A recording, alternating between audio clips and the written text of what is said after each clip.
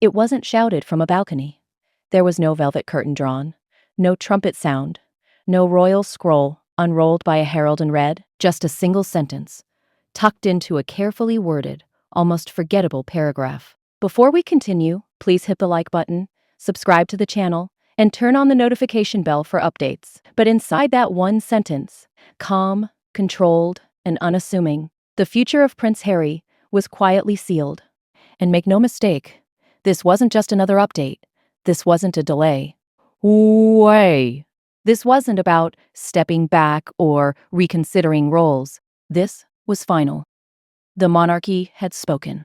And for the first time, it didn't leave room for a return. Let me ask you something. What does it mean when a family, no matter how fractured, stops waiting for your return? Not angrily, not bitterly, just silently closes the door. This story is not about rage. It's not even about rejection. It's about erasure. And how it happens, not in a moment, but over years of pauses, glances, unread messages, and unspoken decisions. King Charles has confirmed what royal courtiers have whispered for months, years even. There will be no place for Prince Harry in the future of the working royal family. Not in the Jubilee plans, not in the coronation reflections, not in the Commonwealth transition, not anymore. And what makes this moment so devastating is how quietly it arrived. Because the most tragic endings often don't feel like endings at all. Why now? Why this week? Why this phrasing? Why this tone? To understand the power of this confirmation, you have to understand what it was not. This was not the palace revoking titles. This was not an official banishment. It was something colder, something permanent, something that leaves no space for interpretation, no window for appeal. The institution, the crown itself, has moved on, and in doing so, it's quietly erased a son once born to spare. Let's step back, because to understand the magnitude of this decision, you can't look at it as just another twist in the Sussex saga. That's the trap. This isn't about Netflix deals or book tours or tell-all interviews. It's about identity, structure, power, and silence. The royal family, whether you love it, resent it, or study it, is built on one thing above all else: continuity. Every handshake, every outfit, every phrase has a function. Everything said and unsaid serves the crown's survival. And for 4 years, that survival has been tested by an absence, not just any absence. The absence of a prince who declared himself both victim and voice. The absence of a son who left but kept telling the story. For years, the palace refused to engage directly. No official statements, no corrections. And that silence? It wasn't passive, it was tactical. Because sometimes silence keeps options open. Sometimes silence means we're still deciding, but not anymore. Let's be clear. This announcement, this final word, was not some grand press conference. It didn't carry the thunder of a public trial or the spectacle of royal spectacle. It came quietly, intentionally, in a document meant to look ordinary, in phrasing designed to be overlooked. But within that phrasing was the pivot, the moment historians will underline and say, that's when it was done. The sentence that changed everything? It didn't say Harry was stripped. It said he will not return to royal duties. No ambiguity. No openness. No, should he choose, just he will not. 3 words and one royal door permanently closed. But if that was all there was to this, we wouldn't be here. You wouldn't still be watching. And we wouldn't be unraveling a moment so quietly devastating. It's already echoing in royal halls around the world. Because here's what you haven't been told. This confirmation wasn't spontaneous. It wasn't accidental. It was the result of months of internal deliberations, of legal briefings, of ceremonial planning sessions where Harry's name simply stopped being mentioned. Not out of cruelty, but because the crown cannot plan for what it no longer counts on. Imagine that.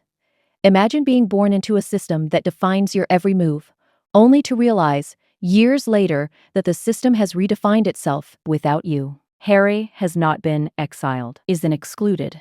No headlines screamed this. No talking head dissected it in the moment, But palace staff noticed former aides exchanged texts.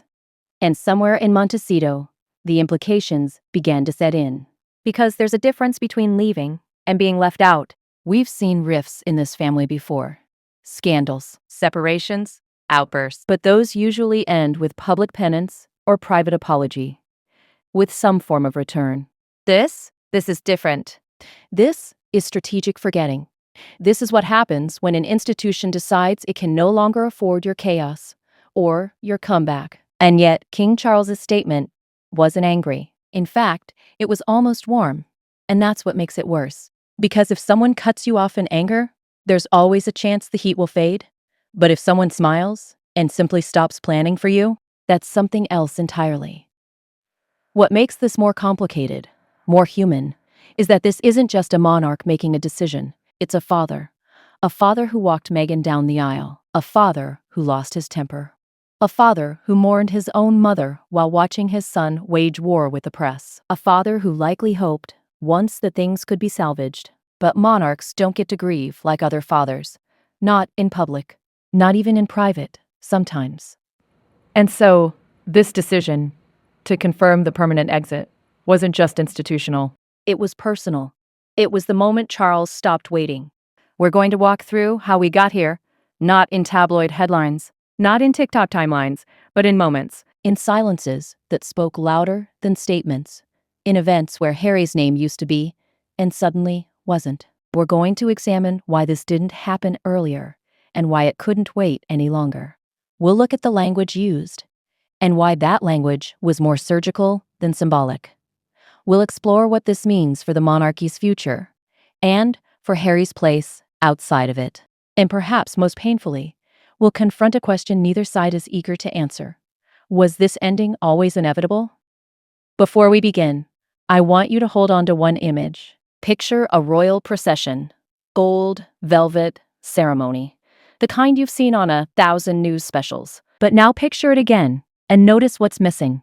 No second son. No California branch. No small children waved in as a compromise. Just the core. Just the future king, and those deemed permanent. That's what this is about.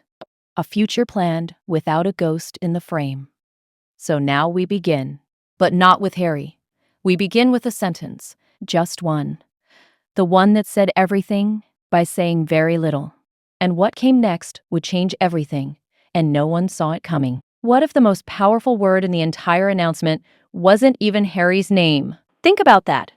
Not the title, not the date, not the headline the press ran with. But 3 words, softly positioned in the middle of a longer sentence. Woo! 3 words that told us everything. He will not. That's it. Not might. Not is not currently. Not may return. Under different circumstances. No conditions. No ellipses. No open doors. Just a closed one. He will not return to royal duties. For the monarchy, that's not an insult. That's not a punishment. That's a verdict. Delivered without anger. Ah! Without emotion. And that's the part people keep missing. That's the part that rewrites everything. Because when a monarchy, a 1,000-year-old institution, chooses finality over flexibility, it isn't reacting, it's deciding. Now, let's slow this down. Let's sit with that sentence for a moment. What does it actually mean? It doesn't remove Harry's titles, though many still expect that day to come. It doesn't erase his lineage. He's still the king's son, still 6th in line to the throne. But this wasn't about blood. It was about function, position, relevance. Because in the royal world, relevance isn't earned by proximity or even love. It's earned through duty. And that's exactly what this sentence stripped away. Not Harry's heritage, but his utility. Let me show you how this works. Royal duties are not a suggestion. They're not favor requests. They're not part-time gigs. They are the bricks that uphold the image. Appearances, speeches, charitable events, ceremonial obligations, all tightly orchestrated. Every role is linked to another. Every public moment is calibrated against 10 private ones. If you are not part of that system, you don't get a seat at the table, not even if you're the king's son. The brilliance, or cruelty, depending on your view, of that sentence lies in its neutrality. It doesn't blame, it doesn't shame. End of 4. But it confirms something irreversible. It doesn't reprimand Harry, it simply releases him. And that, in many ways, is worse, because punishment comes with the possibility of redemption. Release comes with none. Let's go deeper. The palace, especially under King Charles, has mastered the art of saying more with less. How? Their statements are studied, internally debated, cleared through layers of advisors. Every word is weighed like gold. Which is why when they chose, "he will not return," they meant it. This wasn't careless phrasing. It wasn't an editor's choice. It was royal code. A carefully placed, emotionally sterilized obituary for Harry's working royal identity. You might be wondering, why does that one sentence carry so much weight? It's because of what it replaces. For years, there has been strategic ambiguity. Publicly, the palace insisted there was still love, still respect, still hope, even during the height of the fallout. From Oprah to Spare to the Netflix documentaries, there was never a definitive statement that ended the possibility of Harry's return. Why, until now. Until that sentence. And you know what's interesting? It wasn't placed at the start of the announcement. It was buried, tucked in halfway down, as if it were just another routine update. But that's the genius of it, because the royal family doesn't do drama, but it does permanence, quietly, strategically, and without room for reversal. There's another piece people are missing. This sentence didn't just confirm Harry's status. It repositioned it. It subtly shifted him from former royal working member to external party. Someone to be updated, not someone to be consulted. A person who would now receive invitations, not assignments. That's not just symbolic, it's operational. From that moment on, every royal event, every state occasion, every family-centered role would proceed without considering where Harry fit, because he no longer did. Some people will ask, why not just say it louder? Why not revoke titles? Make a bold public speech, announce the end like a final scene in a play? Because that's not how the crown works. Royal power isn't flexed through volume. It's flexed through structure. And structure doesn't shout, it reconfigures, and by saying he will not return, the institution reconfigured itself and excluded Harry in the process. Not emotionally, strategically. That's how monarchies survive. Let me ask you something. Have you ever felt someone stop planning for you? Not in anger, not because of a fight, but because they simply stopped including you in the picture. That's what this sentence does. It draws the new picture, one without Harry in it. And it does so without raising a voice. To be clear, this sentence doesn't just affect Prince Harry. It affects Meghan. It affects Archie and Lilibet. It affects the entire conversation about the next generation of royals. Because if Harry's return is off the table, then so is any future royal role for his children. This wasn't just a door closing for one man. It was a quiet sealing off of an entire branch. And that's the real story. Of course, you won't find that spelled out in press statements. The palace doesn't draw maps with red X's, but insiders know how to read the signs. And every senior courtier, every seasoned aide, saw this sentence for what it was, a line drawn, not in sand, but in stone. Now here's something most people missed, because it wasn't said outright. There was no due to recent events, no in light of his actions, nothing conditional. The sentence wasn't reactive. It was absolute. That tells us something else. It tells us the decision wasn't made in response to anything new. It was made because of everything old, the accumulated weight of distance, of breach, of unreliability.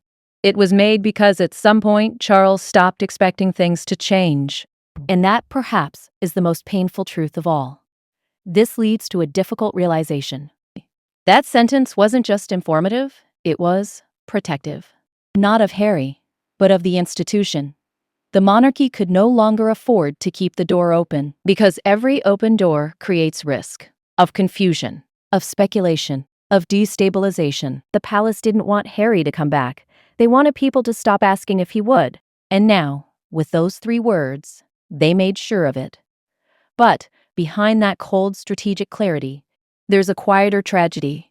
Because this was a son, a brother, a man who, for better or worse, once believed he could leave and still be loved. And in many ways, that's the hardest part. Not the sentence itself, but what it implies, that the royal family didn't exile Harry, they just evolved beyond him. And that evolution is now complete. But what triggered the final push? Why did Charles choose this moment to confirm something he'd tiptoed around for so long? What was happening behind the scenes, in private meetings, royal briefings, and calendar planning sessions that made this sentence necessary? Because it wasn't random, it wasn't spontaneous, and it certainly wasn't rushed. The answer lies in a quiet shift behind palace walls. A shift that began not with drama, but with absence. And what came next? Changed the monarchy's path forever. If the decision felt final, it's because it was. But if you're wondering why it took this long, you're not alone. Because here's the contradiction we need to face. Everyone knew this was coming, and yet no one thought it would actually arrive. That tension between inevitability and delay has defined the last 4 years of royal silence. So, let's ask the uncomfortable question: why now? Why not 2 years ago, when the Oprah interview blew a hole through the palace's credibility? Why not after Spare,